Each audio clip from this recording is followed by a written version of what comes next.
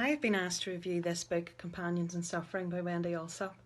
I first came across Wendy Alsup when we studied her book, Practical Theology for Women, for a module in the Women's Ministry course, which takes place in the Baptist Centre on Tuesday nights. I loved the way Alsup wrote so plainly and straightforward in this book. At times it was like she was taking the words straight from my mind to the page, and I have to say that with the book Companions in Suffering she did exactly the same. It was while doing another module for the Women's Ministry course that I read this book. We were studying suffering in the Christian life and exploring the question of, is suffering necessary for Christian growth?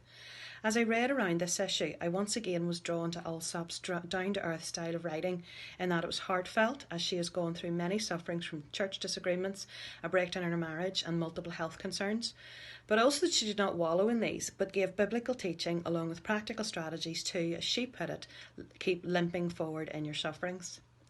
She draws on the stories of Joseph, David, Job and Jesus himself to help us make sense of the sufferings we face. She refers to these biblical figures and those godly saints who have gone before us throughout all of history as being companions with us in suffering.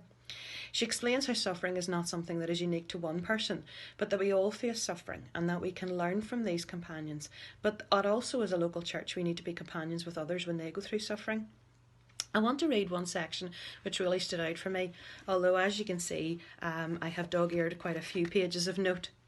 For me, this passage shows how she gets right into human emotion. She refers to the children of Israel suffering in the desert and how they wanted a quick fix to their hunger, their suffering, and yet God gave them daily manna.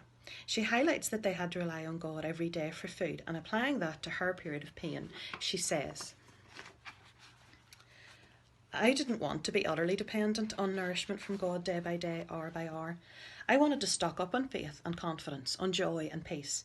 I wanted that stockpile to last me for a while. I wanted to shop for God's provision at Costco, not a food truck.